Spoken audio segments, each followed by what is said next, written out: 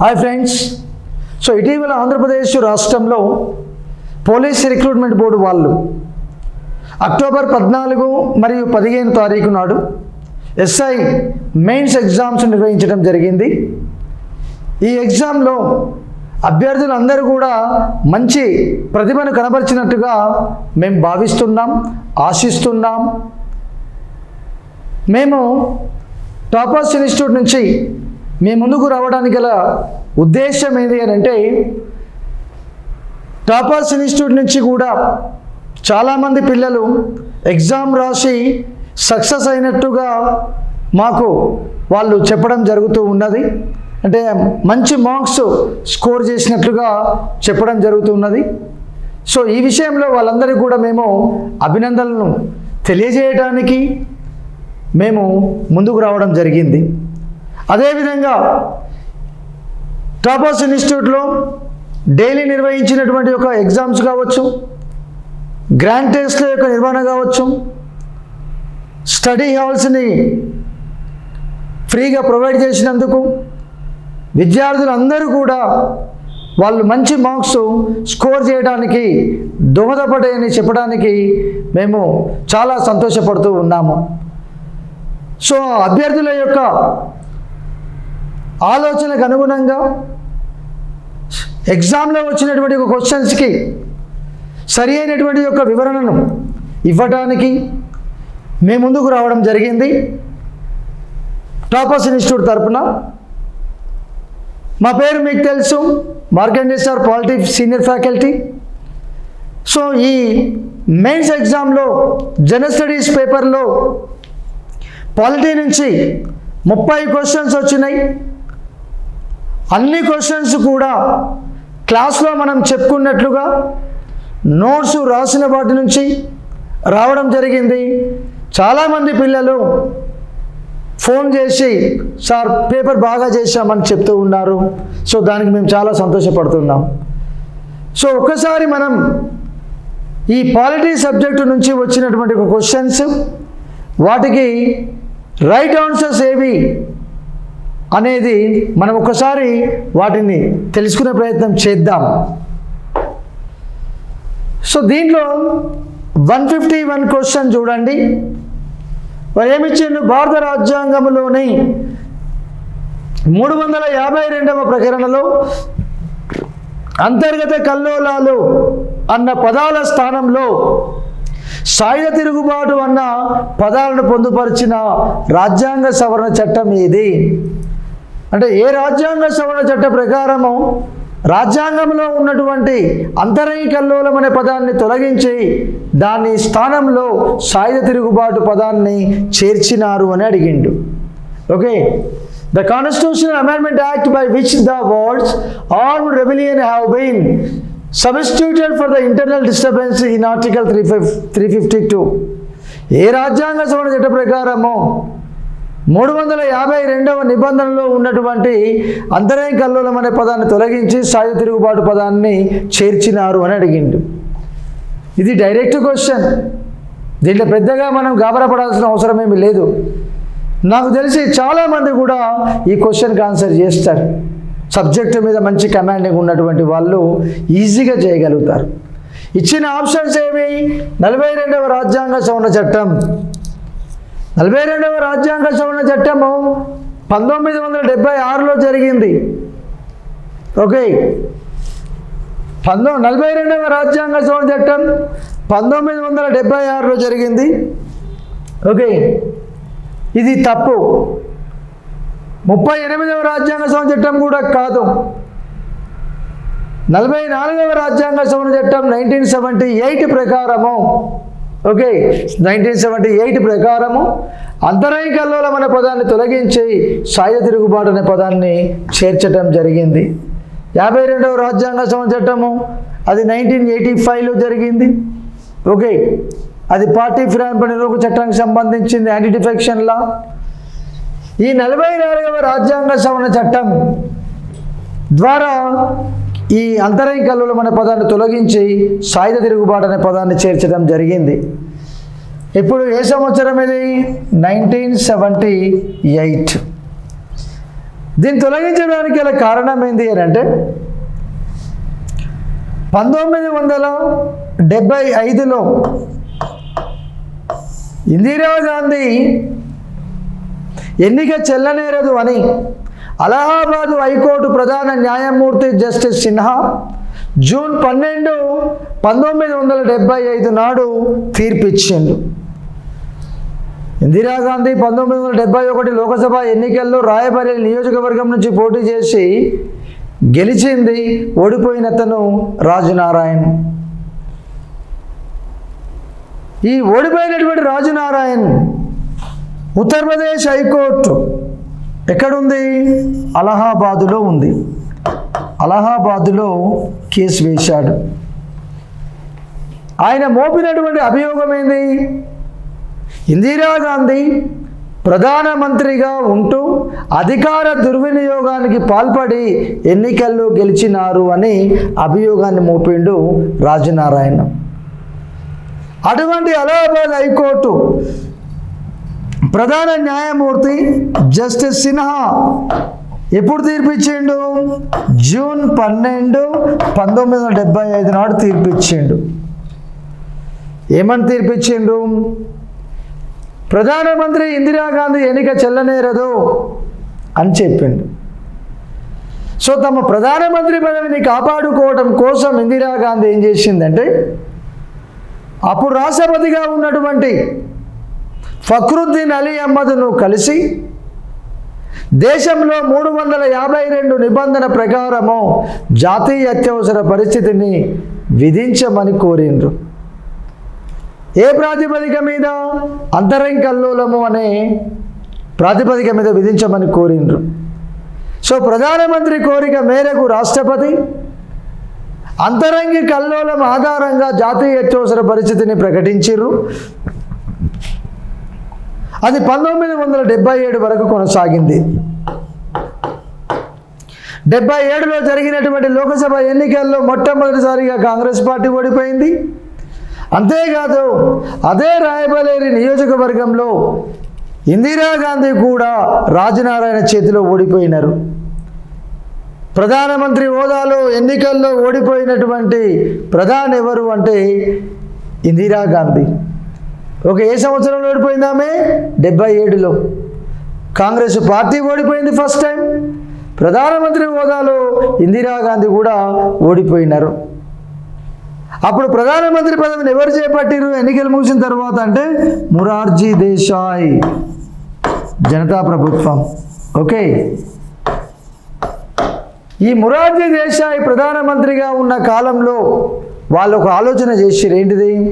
రాబోయే రోజులలో ఏ ప్రధానమంత్రి కూడా ఈ విధంగా ప్రధానమంత్రి పదవిని కాపాడుకోవడానికి జాతీయ అత్యవసర పరిస్థితిని అంతరంగ కల్లోలము ఆధారంగా విధించరాదు అని ఒక నిర్ణయం తీసుకున్నారు.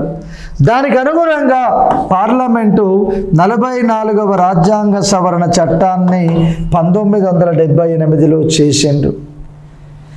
ఈ 44వ రాజ్యాంగ సవరణ చట్టం 1978 ప్రకారము 352వ నిబంధనలో ఉన్నటువంటి ఇంటర్నల్ డిస్టర్బెన్స్ అంతరంగిక కల్లోలం అనే పదాన్ని తొలగించి దాని స్థానంలో సాయుధ తిరుగుబాటు ఆర్మ్డ్ రెబిలియన్ అనే పదాన్ని చేర్చడం జరిగింది. అప్పటి నుంచి ఇప్పటి వరకు భారత రాష్ట్రపతి 352 నిబంధన ప్రకారము దేశంలో జాతీయ అత్యవసర పరిస్థితిని విధించాలంటే విదేశీ దురాక్రమణ జరగాలి, లేదు అంటే సాయుధ తిరుగుబాటు జరగాలి. ఓకే, ఏ రాజ్యాంగ సవరణ చట్ట ప్రకారం అని అడిగిండు 44. రేపొద్దున మిగతా కాంపిటిటివ్ ఎగ్జామ్స్లో ఏ సంవత్సరంలో ఈ అంతరంగ కల్లోలం అనే పదాన్ని బదులుగా సాయుధ తిరుగుబాటు అనే పదాన్ని చేర్చినారు అంటే 1978. ఏ రాజ్యాంగ సవరణ చట్టం అంటే 44. ఏ సంవత్సరంలో చేర్చినారు అంటే 78. ఏ పదాన్ని చేర్చినారు? సాయుధ తిరుగుబాటు. ఏ పదము స్థానంలో? అంతరంగ కల్లోలం స్థానంలో. సో ఏ విధంగానైనా క్వశ్చన్స్ అడగవచ్చు. కాబట్టి ఇవన్నీ కూడా మనకు తెలిస్తే వాడు అడిగే క్వశ్చన్కి మనం ఆన్సర్ చేస్తాం. సో ఈ క్వశ్చన్కు రైట్ ఆన్సర్ ఏందమ్మా? థర్డ్ ఆప్షన్ ఆన్సర్ ఏంటిది? 44వ రాజ్యాంగ సవరణ చట్టం. ఓకే, సో ఎంతమంది రైట్ ఆన్సర్ పెట్టిర్రో మీరే చెక్ చేసుకోండి. రైట్. నెక్స్ట్, భారత ఉపరాష్ట్రపతికి సంబంధించి సరికాని వ్యాఖ్యను గుర్తించండి. భారత ఉపరాష్ట్రపతికి సంబంధించి సరికానటువంటి వ్యాఖ్యను గుర్తించండి. అంటే ఈ కింది 4 ఉపరాష్ట్రపతికి సంబంధించి తప్పుగా పేర్కొనబడినటువంటి కామెంట్ ఏది, వాక్యం ఏది అనేది కావాలి. ఫస్ట్ ఆప్షన్ ఏమిచ్చాడు చూడండి. ఉపరాష్ట్రపతి భారత రాష్ట్రపతిగా వ్యవహరిస్తున్నప్పుడు అతను రాజ్యసభ అధ్యక్షునిగా ఉండటానికి వీలు లేదు. ఓకే, భారతదేశంలో ఎప్పుడైనా సరే రాష్ట్రపతి పదవి ఖాళీ అయితే ఉపరాష్ట్రపతి తాత్కాలిక రాష్ట్రపతిగా పనిచేస్తాడు. ఓకే, తాత్కాలిక రాష్ట్రపతిగా పనిచేస్తున్నప్పుడు ఉపరాష్ట్రపతి రాజ్యసభకు అధ్యక్షునిగా ఉండటానికి వీలు లేదు అని ఇచ్చిండు. ఇది కరెక్ట్. రాజ్యసభ డిప్యూటీ చైర్మన్ చూసుకుంటాడు తప్ప ఈ తాత్కాలిక రాష్ట్రపతిగా పనిచేస్తున్నటువంటి ఉపరాష్ట్రపతి రాజ్యసభకు చైర్మన్గా ఉండడు. అంటే ఇది కరెక్ట్. రెండవ స్టేట్మెంట్ ఏమిచ్చిండు? లోకసభలో సాధారణ మెజారిటీ మరియు రాజ్యసభలో 2/3 మెజారిటీతో ఉపరాష్ట్రపతిని తొలగించవచ్చును. ఉపరాష్ట్రపతిని ఎవరు తొలగిస్తారు? పార్లమెంటు తొలగిస్తుంది. ఎంత మెజారిటీతో తొలగిస్తుంది? సాధారణ మెజారిటీతో తొలగిస్తుంది. Okay, the parliament has power terminate the vice president from office with simple majority. Okay, ఉపరాష్ట్రపతికి వ్యతిరేకంగా తొలగింపు తీర్మానాన్ని ఫస్ట్ రాజ్యసభలో ప్రవేశపెట్టాలి. రాజ్యసభ సాధారణ మెజారిటీతో ఆమోదించిన తర్వాత అది లోకసభకు వస్తుంది. లోకసభ కూడా సాధారణ మెజారిటీతో తొలగింపు తీర్మానాన్ని ఆమోదించాలి. అంటే ఉభయ సభలు, పార్లమెంట్ ఉభయ సభలు సాధారణ మెజారిటీతోటి తొలగింపు తీర్మానాన్ని ఆమోదించినట్లయితే ఉపరాష్ట్రపతి పదవి నుంచి తొలగించబడతారు అనేది కరెక్ట్ ఆన్సర్. కానీ ఇక్కడ ఏమిచ్చేయండు? లోకసభలోనేమో సాధారణ మెజారిటీతో ఆమోదించాలి, రాజ్యసభలోనేమో 2/3 మెజారిటీతో ఆమోదిస్తే అప్పుడు ఉపరాష్ట్రపతి తొలగించబడతాడు అని అంటున్నాం. కాదు, పార్లమెంటు ఉభయ సభలు సాధారణ మెజారిటీతోటి తొలగింపు తీర్మానాన్ని ఆమోదించినట్లయితే అప్పుడు ఉపరాష్ట్రపతి పదవి నుంచి తొలగించబడతాడు. అంటే తప్పున్నది ఏది గుర్తించమన్నాడు. కాబట్టి ఈ రెండవది అనేది 4 స్టేట్మెంట్లలో ఇప్పుడు మనం 2 చూసినాం. రెండిట్లో తప్పున్నది ఏదంటే ఇది. మిగతా 2 చూద్దాం. రాజ్యసభ అధ్యక్షుడిగా అతనికి నిర్ణయాత్మక ఓటు ఉంటుంది. రాజ్యసభ అధ్యక్షుడు ఎవరు? ఉపరాష్ట్రపతి. ఉపరాష్ట్రపతి పదవీ రీత్యా రాజ్యసభకు చైర్మన్గా ఉంటాడు. నిర్ణయాత్మక ఓటు అనంటే రాజ్యసభలో ఒక బిల్లు పైన ఓటింగ్ జరిగినప్పుడు అనుకూలంగా వ్యతిరేకంగా సమాన ఓట్లు వచ్చినప్పుడు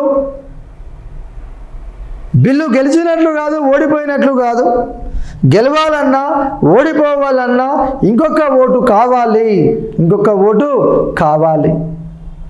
రైట్ అమ్మ. ఆ ఒక్క ఓటు ఎవరేస్తారు అని అంటే రాజ్యసభలో అధ్యక్షుడిగా ఉన్నటువంటి ఉపరాష్ట్రపతి. ఆ ఒక్క ఓటే బిల్లు యొక్క గెలుపు ఓటములను నిర్ణయిస్తుంది. ఆ ఒక్క ఓటే బిల్లు యొక్క గెలుపు ఓటములను నిర్ణయిస్తుంది.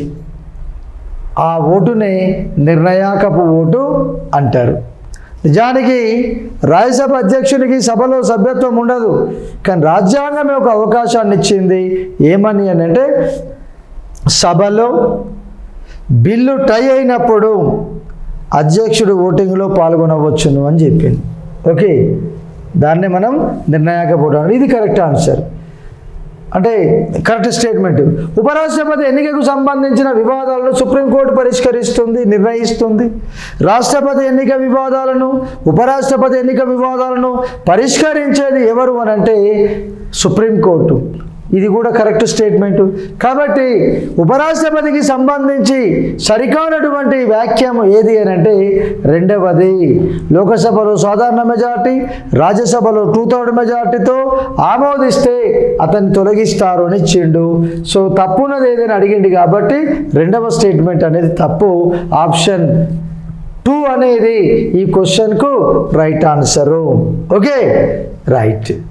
సో నెక్స్ట్, భారత రాష్ట్రపతికి ఈ అధికారము లేదు. అంటే రాష్ట్రపతికి ఉన్నటువంటి అధికారాలు అన్నీ కూడా మనకు తెలిస్తే అప్పుడు ఇటువంటి క్వశ్చన్లకు మనం ఆన్సరు చేస్తాము. పార్లమెంటు సంయుక్త సమావేశాన్ని ఏర్పాటు చేసే అధికారము ఉన్నది రాష్ట్రపతికి. 108 నిబంధన ప్రకారము రాష్ట్రపతి పార్లమెంటు ఉభయ సభల మధ్య సాధారణ బిల్లు పైన అభిప్రాయ భేదాలు ఏర్పడినప్పుడు తప్పకుండా రాష్ట్రపతి సంయుక్త సమావేశాన్ని ఏర్పాటు చేస్తారు. కాబట్టి ఈ సంయుక్త సమావేశాన్ని ఏర్పాటు చేసే అధికారం రాష్ట్రపతికి ఉన్నది. 2, కేంద్ర క్యాబినెట్ ఇచ్చిన సలహాను వెనక్కు తిప్పి పంపించే అధికారము ఉన్నది. క్యాబినెట్, కేంద్ర క్యాబినెట్ రాష్ట్రపతికి సలహాను ఇస్తుంది. రాష్ట్రపతి ఆ సలహాను అవసరం అనుకుంటే పునఃపరిశీలన కోసము ప్రభుత్వానికి పంపవచ్చు. ఆ అధికారం రాష్ట్రపతికి ఉంది. మూడవది ఏంది? లోకసభను దీర్ఘకాలికంగా వాయిదా వేసే అధికారము. నాలుగవది ఓకే, పార్లమెంటును రద్దుపరిచే అధికారం అని ఇచ్చాడు. దీంట్లో లోకసభను దీర్ఘకాలికంగా వాయిదా వేసే అధికారం, పార్లమెంటు సమావేశాలను ప్రొరోగ్ చేసే అధికారం రాష్ట్రపతికి ఉంది. పార్లమెంట్ అంటే లోకసభ మరియు రాష్ట్రపతి, రాజ్యసభ కూడా. అయితే లోకసభను దీర్ఘకాలికంగా వాయిదా వేసే అధికారం అనేసి అన్నాడు. ఇది ఓకే. పార్లమెంటు రద్దుపరిచే అధికారం అని అన్నాడు. పార్లమెంటులో నీకు రాజ్యసభ ఉంది, లోకసభ ఉన్నది. ఓకే, రాజ్యసభ అనేది శాశ్వత సభ. రాజ్యసభను రద్దు చేసే అధికారం ఎవ్వరికీ ఉండదు. 85వ నిబంధన ప్రకారం రాష్ట్రపతి ప్రధాని సూచన మేరకు లోకసభను రద్దు చేస్తాడు. లోకసభను రద్దు చేసే అధికారం రాష్ట్రపతికి ఉన్నది తప్ప పార్లమెంటును రద్దు చేసే అధికారం రాష్ట్రపతికి లేదు. కాబట్టి ఇక్కడ భారత రాష్ట్రపతికి ఈ అధికారము లేదు అని అన్నాడు. ఏ అధికారము లేదు? పార్లమెంటును రద్దుపరిచే అధికారము లేదు, లోకసభను రద్దు చేసే అధికారం మాత్రమే ఉంటుంది. కాబట్టి ఈ క్వశ్చన్కు right answer 4. Okay, next one. ఒక అనర్హత కలిగినటువంటి వ్యక్తి పార్లమెంటులోని ఏదైనా సభలో కూర్చున్నా, ఓటు వేసినా, ఓకే, రోజుకు విధించబడే అపరాధ రుసుము ఎంత? ఫైన్. అంటే పార్లమెంటులో సభ్యత్వం లేకుండా ఎవరైనా సరే పార్లమెంటు సమావేశాలకు హాజరైనా, ఓటింగ్లో పాల్గొని ఓటు హక్కును ఉపయోగించుకున్నా, ఓకే, అతడు చేసింది తప్పు కాబట్టి అతనికి శిక్ష అనేది పడాలి. ఆ శిక్ష ఏది? ఫైన్ రూపంలో ఉంది. అపరాధ రుసుము అంటుండు. ఒకటి 500 రూపాయలు, ఓకే, ఫైన్ వేయచ్చు. రోజుకు 1000 రూపాయలు ఫైన్ వేయవచ్చు అని ఇచ్చిండు. రోజుకు 5000, రోజుకు 10,000 రూపాయల జరిమానాను విధించవచ్చు అనేసి ఒక 4 ఆప్షన్లు ఇచ్చిండు. మరి దీంట్లో రైట్ ఆన్సర్ ఏది? 500, 1000 రూపాయల, 5000, 10,000?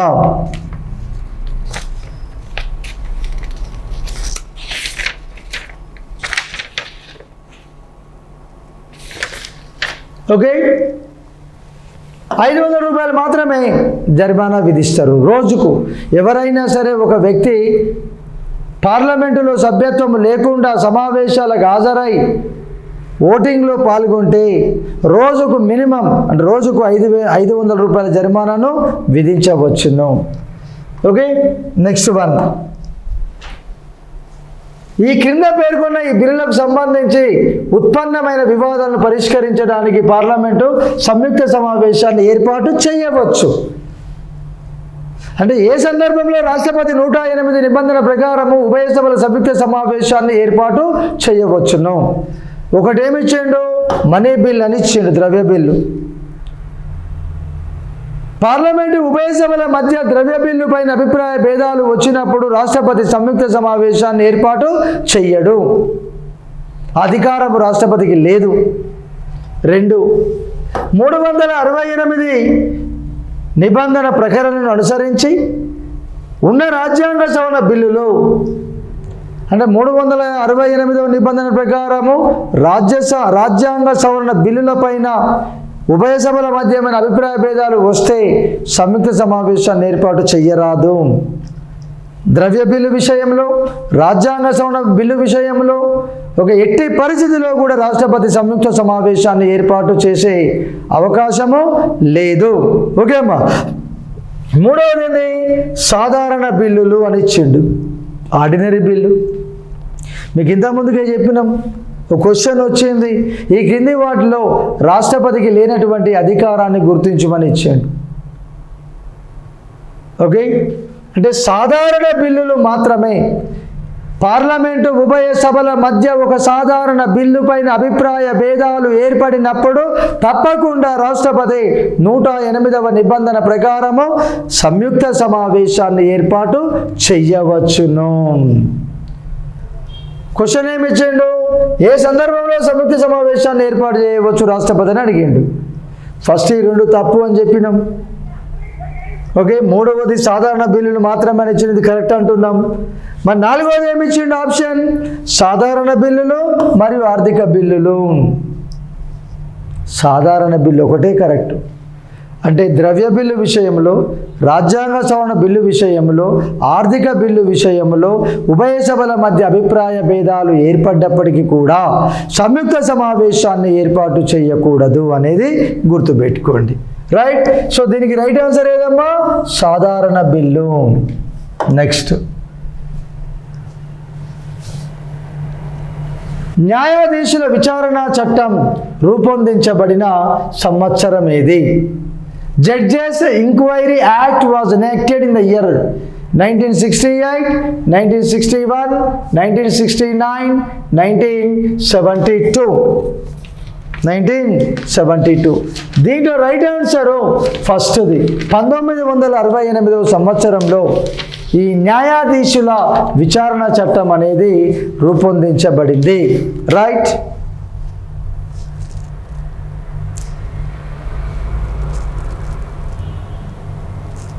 నెక్స్ట్,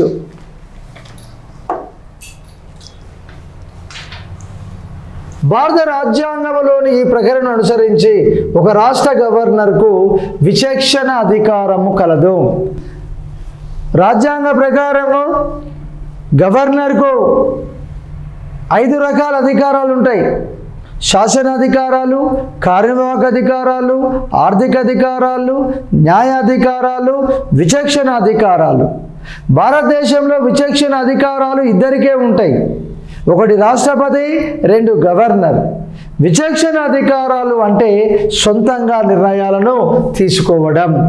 మరి ఏ నిబంధన ఈ గవర్నర్కు ఉన్నటువంటి విచక్షణ అధికారాల గురించి వివరిస్తుంది అనేది చూద్దాం.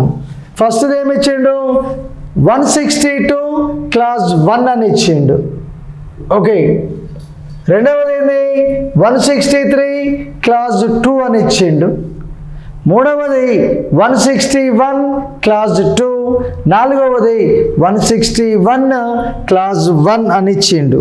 సో దీంట్లో మనకు రైట్ ఆన్సర్ ఏది అని అంటే 2. 163 క్లాజ్ 2 నిబంధన భారతదేశంలో గవర్నర్ విచక్షణ అధికారాల గురించి వివరించటం జరిగింది.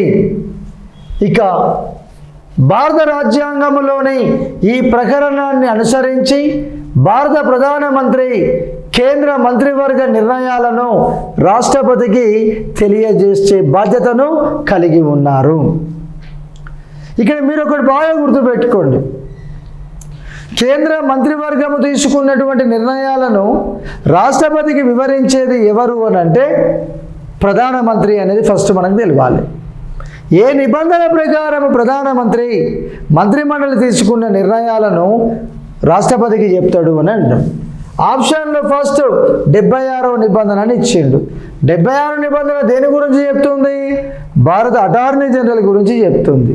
కాబట్టి దీన్ని ఎలిమినేట్ చేయి. రెండవది 79వ నిబంధన అంటున్నాడు. 79వ నిబంధన ఏం చెప్తుంది? పార్లమెంటు గురించి చెప్తుంది. 79వ నిబంధన ప్రకారము పార్లమెంటు అనేది ఉంటుంది. పార్లమెంటు ఉంటుంది. 78వ నిబంధన 81వ నిబంధన అనేది ఇక రెండు ఉన్నాయి. ఓకే, 81వ నిబంధన అనేది దేని గురించి వివరిస్తుంది? లోకసభ గురించి వివరిస్తుంది. ఓకే,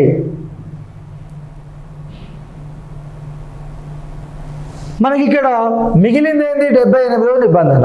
అంటే 78వ నిబంధన ప్రకారము మంత్రిమండలి తీసుకున్నటువంటి నిర్ణయాలను రాష్ట్రపతికి వివరించే బాధ్యత ప్రధానమంత్రికి ఉంటుంది. So this is the right answer. Option 3 correct answer. ఇక ఒక రాష్ట్ర మంత్రిమండలి సంఖ్యను ముఖ్యమంత్రితో కలుపుకొని ఆ రాష్ట్ర విధానసభలో 15% మించరాదని నిర్దేశిస్తున్నటువంటి సవరణ చట్టం ఇది. కేంద్ర మంత్రుల గరిష్ట సంఖ్య లోకసభ సభ్యుల సంఖ్య మొత్తంలో 15% మించి ఉండరాదు. The Union Council of Ministers maximum strength is not more than 15% out of total strength of Lok Sabha. అట్లనే రాష్ట్ర మంత్రుల గరిష్ట సంఖ్య కూడా ముఖ్యమంత్రితో కలుపుకొని శాసనసభ సభ్యుల సంఖ్య మొత్తంలో 15% మించి ఉండరాదు. ఓకే, కానీ వాడు ఏమంటుండు? ఏ రాజ్యాంగ సవరణ చట్ట ప్రకారమో రాష్ట్ర మంత్రుల గరిష్ట సంఖ్య 15% మించి ఉండరాదు అని అన్నాడు. ఇచ్చిన ఆప్షన్స్ 90, 91, 92, 93 అనేసి వరుసగా ఇచ్చిండు.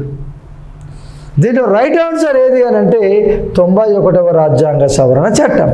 91వ రాజ్యాంగ సవరణ చట్టం ప్రకారము కేంద్ర రాష్ట్ర ప్రభుత్వాలలో మంత్రుల గరిష్ట సంఖ్య అటు లోకసభలో 15% మించి ఉండరాదు, రాష్ట్రంలో శాసనసభ సభ్యుల సంఖ్య మొత్తంలో 15% మించి ఉండరాదు అనేది గుర్తుంచుకోండి.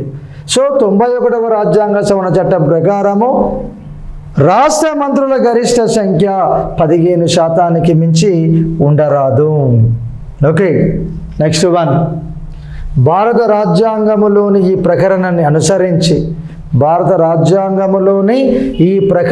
అనుసరించి ఒక రాష్ట్ర విధాన పరిషత్తును రద్దు లేదా ఏర్పాటు చేయవచ్చును.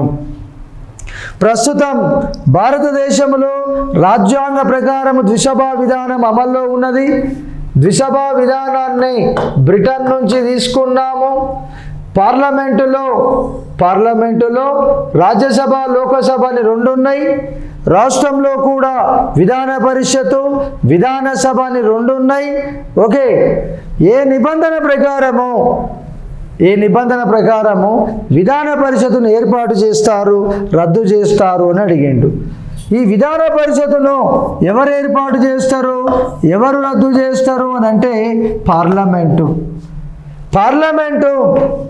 సాధారణ మెజారిటీ తోటి విధాన పరిషత్తును ఏర్పాటు చేస్తుంది లేదా రద్దు చేస్తుంది. ఏ నిబంధన ప్రకారము ఏర్పాటు చేస్తారు, రద్దు చేస్తారు, ఎవరి సూచన మేరకు ఏర్పాటు చేస్తారు, రద్దు చేస్తారు అంటే ఆ రాష్ట్ర శాసనసభ 2/3 మెజారిటీ తోటి తీర్మానాన్ని ఆమోదించి కేంద్రానికి సిఫారసు చేస్తే అప్పుడు పార్లమెంటు సాధారణ మెజారిటీ తోటి విధాన పరిషత్తును ఏర్పాటు చేయడము లేదా రద్దు చేయడం జరుగుతుంది. భారతదేశంలో ఈ విధాన పరిషత్తును పార్లమెంటు 169వ నిబంధన ప్రకారము ఏర్పాటు చేస్తుంది లేదా రద్దు చేస్తుంది. ఓకే, 162 కాదు, 167 కాదు, 164 కాదు, 169. భారత రాజ్యాంగంలో ఉన్నటువంటి 169 నిబంధన ప్రకారము పార్లమెంటు సాధారణ మెజారిటీ తోటి విధాన పరిషత్తును ఏర్పాటు చేస్తుంది లేదా రద్దు చేస్తుంది. ఉదాహరణకు 1958లో ఏపీ విధాన పరిషత్తును ఏర్పాటు చేసింది పార్లమెంటు. 1985లో ఏపీ విధాన పరిషత్తును రద్దు చేసింది కూడా పార్లమెంటే.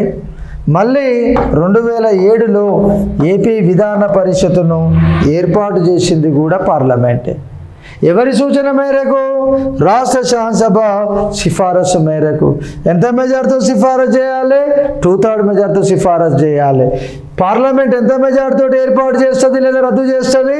సాధారణ మెజార్టీ తోటి 1/2.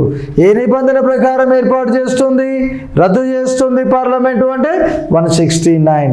సో ఈ 4 ఆప్షన్స్లో ఈ క్వశ్చన్కి రైట్ ఆన్సర్ ఏదమ్మా? ఆప్షన్ 4. ఎంతమంది రైట్ ఆన్సర్ పెట్టిరో చూసుకోండి. ఇవన్నీ కూడా మేము క్లాస్లో చెప్పుకున్నటువంటివే. ఓకే, ఎగ్జామ్లో ఇంటర్నల్గా ఓకే ఎగ్జామ్ కండక్ట్ చేసిన దాంట్లో చాలామంది ఈ క్వశ్చన్ చేసిండ్రు. ఇదే ఎగ్జామ్లో మెయిన్స్లో కూడా రావడం జరిగింది. ఓకే, నెక్స్ట్ భారత రాజ్యాంగంలోని 243 నిబంధన ప్రకారము స్థానిక సంస్థలలో షెడ్యూల్డ్ కులాల స్థానాల రిజర్వేషన్కు మినహాయింపు కలిగి ఉన్న రాష్ట్రము. భారత రాజ్యాంగంలోని 243 క్లాజ్ M నిబంధన ప్రకారము స్థానిక సంస్థలలో షెడ్యూల్డ్ కులాల స్థానాల రిజర్వేషన్కు మినహాయింపును కలిగి ఉన్న రాష్ట్రం ఏది? హిమాచల్ ప్రదేశ్, అరుణాచల్ ప్రదేశ్, గోవా, సిక్కిం అని 4 ఆప్షన్లు ఇచ్చింది. ఓకే, దీనికి రైట్ ఆన్సరు అరుణాచల్ ప్రదేశ్. మినహాయింపు ఉన్నటువంటి రాష్ట్రం అరుణాచల్ ప్రదేశ్. ఎస్సీలకు రిజర్వేషన్స్లో మినహాయింపు, దట్టు స్థానిక సంస్థ ఎన్నికలలో. నెక్స్ట్, రక్షణ దళాల ప్రాథమిక హక్కులను పరిమితము చేస్తూ భారత పార్లమెంటు 1950లో సైనిక మరియు వాయుసేన చట్టాలను రూపొందించింది. రాజ్యాంగంలోని ఈ క్రింది ప్రకరణం ద్వారా పార్లమెంటుకు ఈ అధికారము సంక్రమించింది. అంటే రక్షణ దళాలలో పనిచేస్తున్నటువంటి భారతీయ పౌరులకు ప్రాథమిక హక్కులు ఉంటాయి. అటువంటి రక్షణ దళాలలో పనిచేసేటటువంటి భారత పౌరుల ప్రాథమిక హక్కులపైన పరిమితులను విధించే అధికారము చట్ట ప్రకారము పార్లమెంటుకు ఉన్నది. ఓకే, అది ఏ నిబంధన చెప్తుంది అని అడిగిండు. ఆర్టికల్ 31, ఆర్టికల్ 33, ఆర్టికల్ 34, ఆర్టికల్ 35, 31వ నిబంధన, 33వ నిబంధన, 34వ నిబంధన, 35వ నిబంధన. ఓకే, సో దీనికి రైట్ ఆన్సర్ ఏది అంటే ప్రాథమిక హక్కులలో 12 నుంచి 35 నిబంధనలు ఉన్నాయి. ఓకే, మొదటి ప్రాథమిక హక్కు సమానత్వ హక్కు 14 నుంచి స్టార్ట్ అవుతుంది. చివరిది రాజ్యాంగ పరిహార హక్కు 32వ నిబంధన. దీంట్లో రైట్ ఆన్సర్ ఏది అని అంటే ఈ 35వ నిబంధన ప్రకారం పార్లమెంటు రక్షణ దళాలలో పనిచేసేటటువంటి వాళ్ళ ప్రాథమిక హక్కుల పైన పరిమితులను విధించే అధికారాన్ని కలిగి ఉన్నది. Option 4 is the right answer to this question.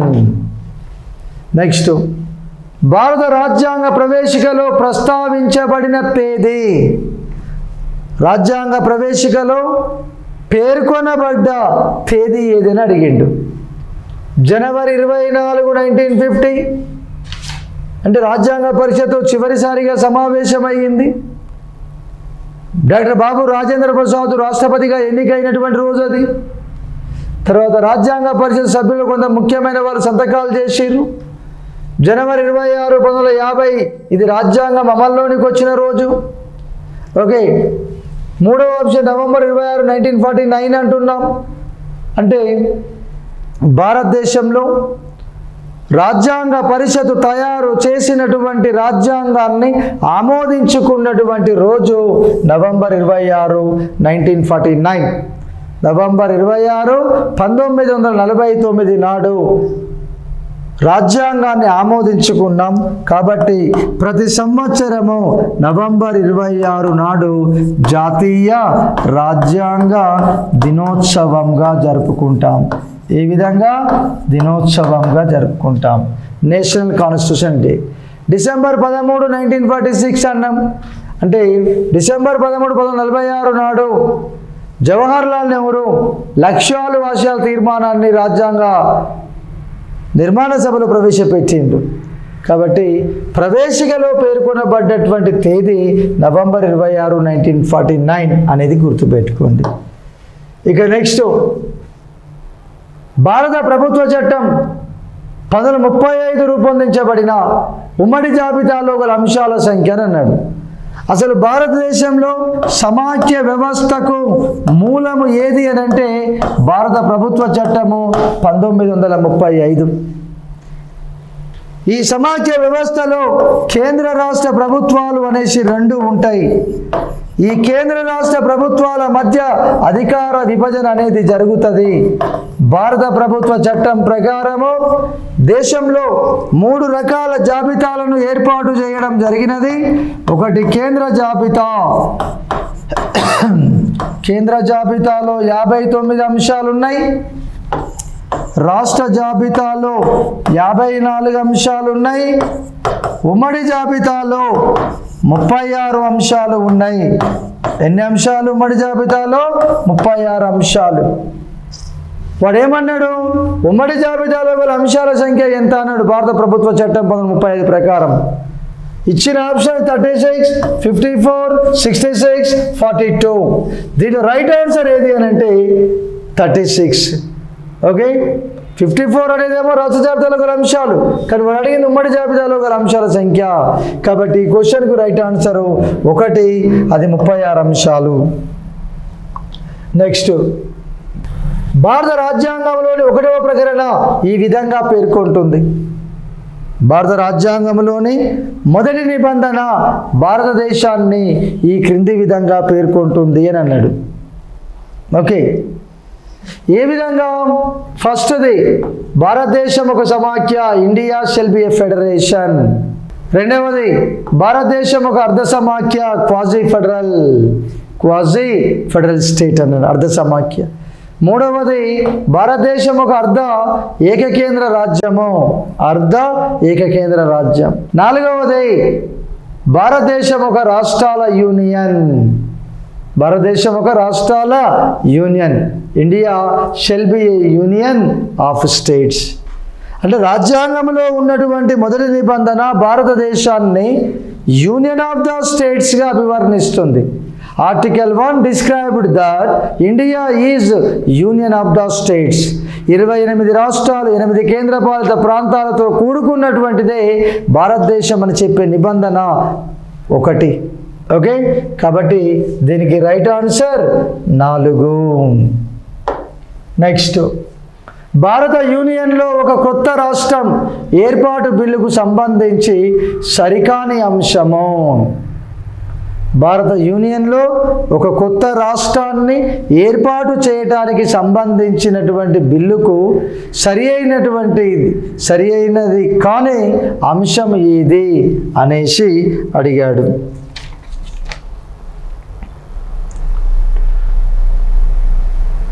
దీంట్లో ఫస్ట్ది, బిల్లుకు రాష్ట్రపతి ముందస్తు అనుమతి అవసరం.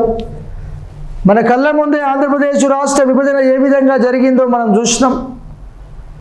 భారతదేశంలో రాజ్యాంగ ప్రకారము రాష్ట్రపతి ముందస్తు అనుమతితోటే రాష్ట్ర పునర్విభజన బిల్లుని పార్లమెంట్లో ప్రవేశపెట్టాలి. ఓకే, తప్పున్న అంశం ఏదైనా అడిగిండు కాబట్టి 3 రైట్ ఉంటాయి. దీంట్లో ఒకటి తప్పు ఉంటుందో తప్పును మనం గుర్తించాలి. బిల్లుకు రాష్ట్రపతి ముందస్తు అనుమతి అవసరం అన్నాడు, కరెక్ట్ అది. రెండవది, రాష్ట్రాలకు ప్రాతినిధ్యం వహించే రాజ్యసభలో బిల్లును మొదటిగా ప్రవేశపెట్టాలి. అట్లేం కాదు. ఆంధ్రప్రదేశ్ రాష్ట్ర పునర్విభజన బిల్లు 2014ను అప్పటి హోంశాఖ మంత్రి సుశీల్ కుమార్ షిండే మొదటగా లోకసభలోనే ప్రవేశపెట్టిండు ఫిబ్రవరి 13, 2014 నాడు. ఇక్కడ రాజ్యసభలో ప్రవేశపెట్టాలని ఇచ్చిండు ఫస్ట్. తప్పు. ఏపీ పునర్విభజన బిల్లుని మొదటగా లోకసభలో ప్రవేశపెట్టిరు ఫిబ్రవరి 13 రోజు నాడు. తర్వాత రాజ్యసభకు పోయింది. ఇక్కడ రాజ్యసభలోనే ఫస్ట్ ప్రవేశపెట్టాలని చెప్పారు, కాబట్టి ఇది తప్పు. నెక్స్ట్, పార్లమెంట్ ఉభయ సభలో బిల్లుకు సాధారణ మెజార్టీ అవసరం.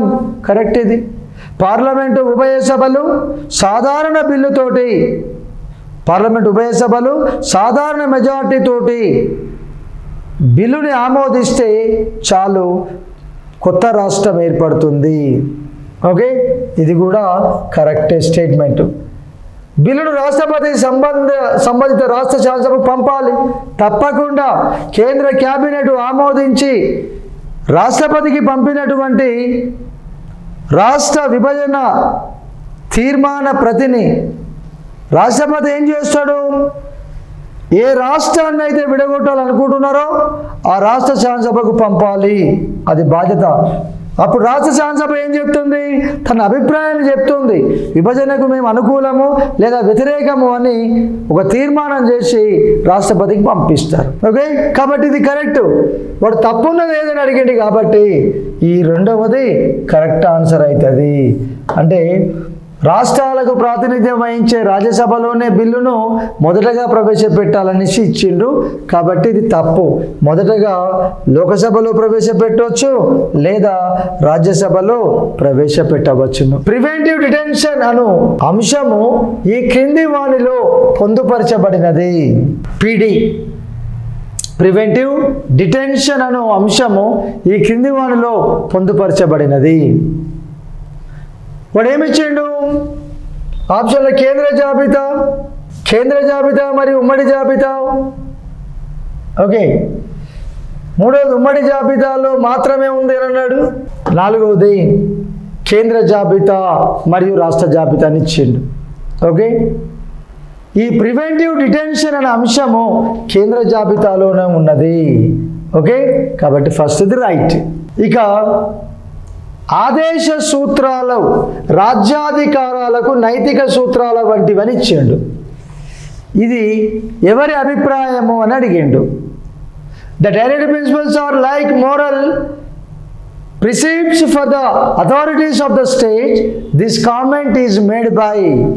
ఇటువంటి వ్యాఖ్యానం ఎవరు చేసిండ్రు?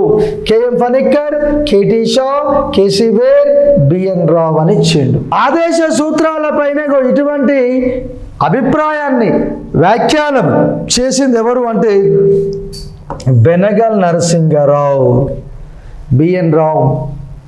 రాజ్యాంగ పరిషత్తుకు న్యాయ సలహాదారుడిగా పనిచేసింది బెనగల్ నరసింగరావు.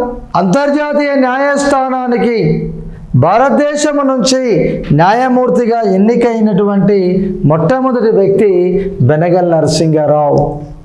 నెక్స్ట్, భారత రాజ్యాంగంలోని 368వ నిబంధన అనుసరించి రాజ్యాంగ సవరణ బిల్లుకు సంబంధించి సరికాని అంశాన్ని గుర్తించండి.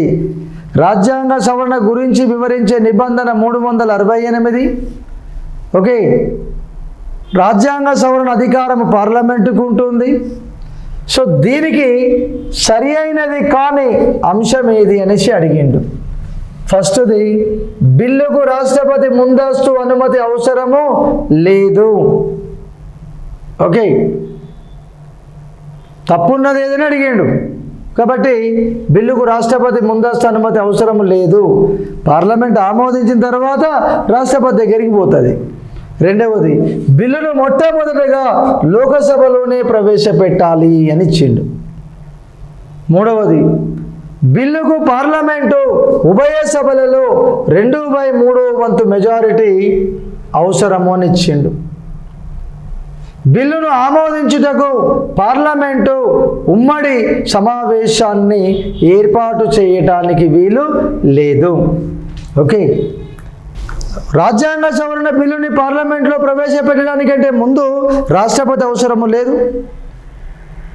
బిల్లును మొట్టమొదటిగా రాజ్యాంగ సవరణ బిల్లును మొట్టమొదటిగా లోక్సభలో ప్రవేశపెట్టవచ్చు, లేదా రాజ్యసభలో ప్రవేశపెట్టవచ్చు, నథింగ్ రాంగ్. 3 పార్లమెంటు ఉభయ సభలలో 2/3 మెజారిటీ అవసరమని ఇచ్చిండు బిల్లుకు. కొన్ని అంశాలను సవరించడానికి పార్లమెంటు సాధారణ మెజారిటీ చాలు, కొన్ని అంశాలను సవరించడానికి పార్లమెంటు 2/3 మెజారిటీ అవసరం. ఓకే, కానీ చివరిది బిల్లును ఆమోదించుటకు పార్లమెంటు ఉమ్మడి సమావేశాన్ని ఏర్పాటు చేయడానికి వీలు లేదు.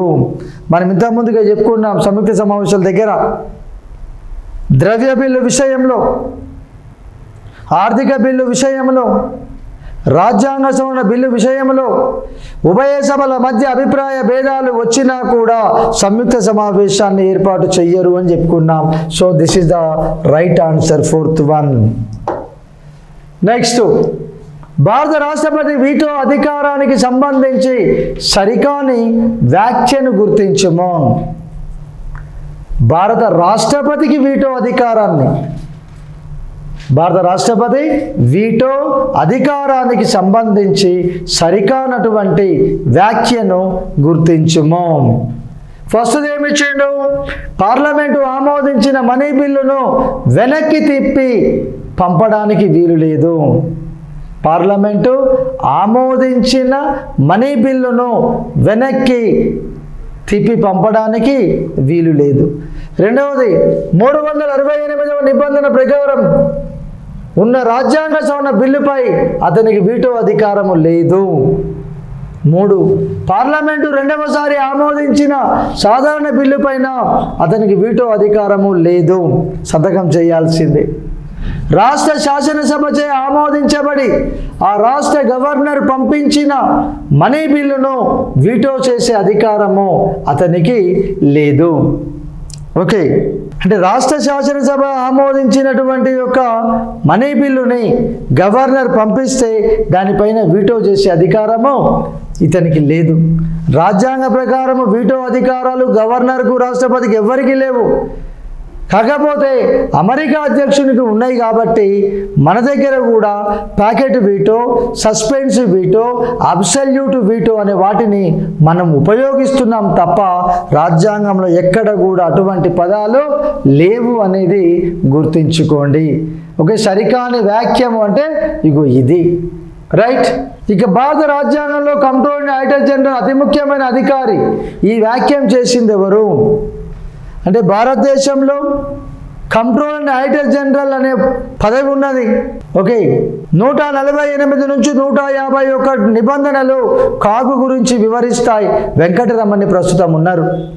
డాక్టర్ బిఆర్ అంబేద్కర్ అంటాడు, రాజ్యాంగము సృష్టించినటువంటి అధికారులందరిలో కంటే అత్యున్నతమైనటువంటి వాడు, గొప్పవాడు కంట్రోలింగ్ ఆడిటర్ జనరల్ అనేసి చెప్పడం జరిగింది.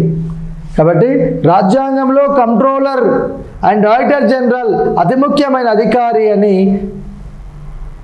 ఈ వ్యాఖ్యానం చేసింది ఎవరు అంటే బిఆర్ అంబేద్కర్, రాజేంద్ర ప్రసాద్, పండిట్ నెహ్రూ, పాల్ ఆపిల్బీ అని ఇచ్చిండు. ఈ రాజ్యాంగ నిర్మాత అయినటువంటి బిఆర్ అంబేద్కర్ కాగు గురించి ఈ విధంగా అభిప్రాయాన్ని చెప్పడము జరిగింది. ఓకే, ఇకపోతే నెక్స్ట్ది, ఈ క్రింది వాటిలో ఈ చట్టం భారతదేశంలో ఎన్నికల విధానము గురించి పరిచయం చేసింది.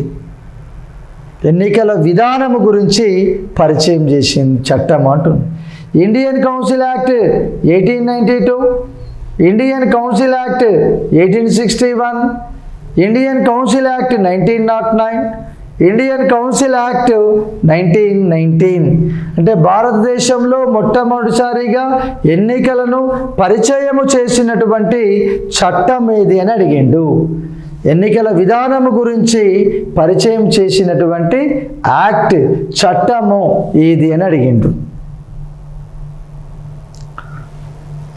దీంట్లో ఫస్ట్ ఏంటి అంటే ఇండియన్ కౌన్సిల్ యాక్ట్ 1892, 1882 భారతదేశంలో ఎన్నికల విధానం గురించి పరిచయం చేయడము జరిగింది. ఇక రాష్ట్ర శాసనసభలో మనీ బిల్లును వీరి సిఫారసుతో ప్రవేశపెడతారు. ఎవరి సూచన మేరకు? గవర్నర్ సూచన మేరకే ప్రవేశపెడతారని ఒకటి ఇచ్చిండు. రాష్ట్ర విధానసభ స్పీకర్ సిఫారసు అని, ఆర్థిక మంత్రి సిఫారసు అని, 4వది రాష్ట్ర ముఖ్యమంత్రి సూచన మేరకు శాసనసభలో మనీ బిల్లును ప్రవేశపెడతారు అని అడగడం జరిగింది. ముందస్తు అనుమతితోటే గవర్నర్ యొక్క సూచన మేరకే, గవర్నర్ యొక్క సలహా మేరకే ద్రవ్య బిల్లును మొదటగా శాసనసభలోనే ప్రవేశపెడతారు. అదే కేంద్రంలోనైతే రాష్ట్రపతి ముందస్తు అనుమతితోటి ద్రవ్య బిల్లును మొదటగా లోకసభలోనే ప్రవేశపెట్టాలి. రాష్ట్రంలో అయితే గవర్నర్ సూచన మేరకు ద్రవ్య బిల్లును మొదటగా శాసనసభలోనే ప్రవేశపెడతారు. ఇక భారతదేశంలో ప్రజా ప్రయోజనాల రాజ్యం దీని ఆధారంగా ఆవిర్భవించింది. అంటే భారతదేశంలో పబ్లిక్ ఇంట్రెస్ట్ లిటిగేషన్ అనేది దేన్ని బేస్ చేసుకొని ఏర్పడింది అని అడిగిండు.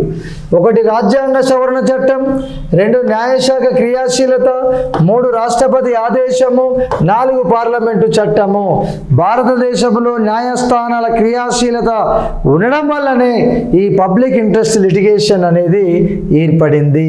కాబట్టి దీనికి రైట్ ఆన్సర్ 2 న్యాయస్థానాల క్రియాశీలత.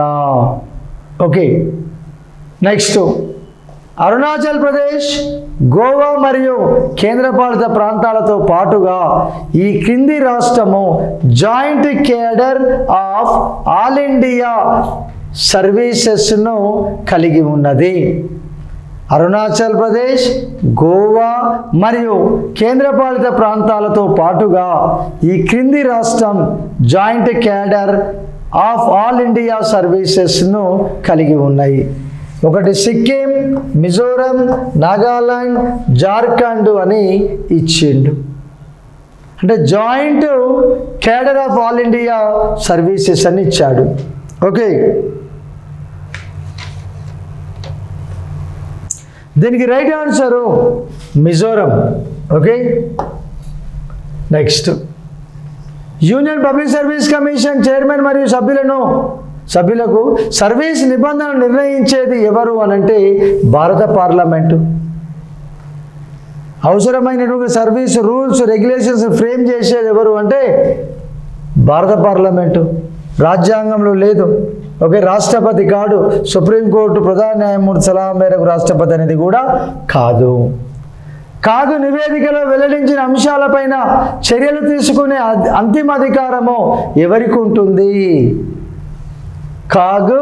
నివేదికలో వెల్లడించిన అంశాలపైన చర్యలను తీసుకునే అంతిమమైన అధికారము ఎవరికి ఉంటుంది? 1 రాష్ట్రపతి, 2 పార్లమెంటు, 3 సుప్రీంకోర్టు, 4 నీతి ఆయోగు. ఓకే, అంటే పార్లమెంటుకే ఉంటుంది. అంతిమమైనటువంటి అధికారము పార్లమెంటుగా ఉంటుంది. చట్టాలు చేస్తుంది, రూల్స్ని ఫ్రేమ్ చేస్తుంది. కాబట్టి ఓకే, ఎటువంటి చర్యలు తీసుకోవాలనేది ఫైనల్గా ఎవరికి అధికారం ఉంటుందంటే పార్లమెంటుకే ఉంటుంది. భారతదేశంలో పార్లమెంటరీ ప్రభుత్వ విధానము కలదని ఈ క్రింది కారణంగా పేర్కొనవచ్చును. భారతదేశంలో పార్లమెంటరీ ప్రభుత్వ విధానం అమల్లో ఉన్నది అని ఈ క్రింది కారణంగా పేర్కొనవచ్చును. 1 రాజ్యసభ రద్దు చేయబడదు. 2 మంత్రిమండలి చట్టసభకు సమిష్టి బాధ్యత వహిస్తుంది. 3 లోకసభ సభ్యులు ప్రజల చేత ప్రత్యక్షంగా ఎన్నుకోబడతారు. రాజ్యాంగం సవరించే అధికారం భారత పార్లమెంటుకు ఉన్నది. వాడు అడిగింది పార్లమెంటరీ ప్రభుత్వ విధానం భారతదేశంలో ఉన్నదని చెప్పడానికి రీజన్ ఏంది అని అంటే మంత్రిమండలి సమిష్టిగా చట్టసభలకు బాధ్యత వహిస్తుంది. కేంద్ర మంత్రిమండలి సమిష్టిగా లోకసభకు బాధ్యత వహిస్తుంది. రాష్ట్ర మంత్రిమండలి సమిష్టిగా శాసనసభకు బాధ్యత వహిస్తుంది. మంత్రిమండలి సమిష్టిగా చట్టసభలకు బాధ్యత వహించడము అనేది అంటే భారతదేశంలో పార్లమెంటరీ విధానము ఉన్నది అని చెప్పడానికి నిలువెత్తు నిదర్శనం. ఓకే, సో ఇక్కడ లౌకిక వాదము భారత రాజ్యాంగ మౌలిక లక్షణం అని సుప్రీంకోర్టు ఏ కేసులో తీర్పు చెప్పింది? In which of the following case Supreme Court gave judgment that secularism is the basic feature of Indian Constitution? ఏ కేసులో సుప్రీంకోర్టు ప్రవేశిక అనేది రాజ్యాంగంలో ఒక మౌలిక లక్షణం అని చెప్పింది అని అంటే option A DS Nakara, versus union of India, 2 common cause versus union of India, 3 Sajjan Singh versus state of Rajasthan, 4 SR Bommai versus union of India. SR Bommai case విషయంలోనే సుప్రీంకోర్టు స్పష్టమైన తీర్పునిచ్చింది. ప్రవేశిక అనేది రాజ్యాంగ మౌలిక లక్షణాల్లో ఒకటి అని చెప్పడం జరిగింది. కాబట్టి దీనికి రైట్ ఆన్సర్ 4th. కేంద్ర బడ్జెట్ను తయారు చేయవలసిన బాధ్యతను కలిగి ఉన్న శాఖ, అంటే కేంద్ర బడ్జెట్ను ఎవరు తయారు చేస్తారు? ఆ బాధ్యత ఎవరిది? రెవెన్యూ విభాగము, ఆర్థిక వ్యవహారాల విభాగము, ఆర్థిక సేవల విభాగము, వ్యయ విభాగము. Department of revenue, department of economic affairs, department of financial services, department of expenditure. దీంట్లో రైట్ ఆన్సర్ ఏది? 2వది డిపార్ట్మెంట్ ఆఫ్ ఎకనామిక్ అఫైర్స్, ఆర్థిక వ్యవహారాల విభాగము మాత్రమే ఈ బడ్జెట్ను తయారు చేయాల్సిన బాధ్యతను కలిగి ఉంటుంది. సో ఈ విధంగా మనకు పాలిటీ నుంచి ఎన్ని క్వశ్చన్స్ వచ్చినాయి అనేది మనం చూస్తున్నాం. సో నేనేమనుకుంటున్నా అంటే దాదాపుగా పిల్లలందరూ కూడా, ఆస్పిరెంట్స్ అందరూ కూడా పాలిటీ నుంచి వచ్చినటువంటి క్వశ్చన్స్ అన్నిటికీ కూడా సరైన సమాధానం పెట్టారని భావిస్తున్నాను. అదేవిధంగా మిగతా సబ్జెక్టులో కూడా మంచి మార్క్స్ స్కోర్ చేసి ఎస్ఐ ఉద్యోగాన్ని సంపాదించాలనేసి మనస్ఫూర్తిగా కోరుకుంటున్నాను. Okay, best of luck.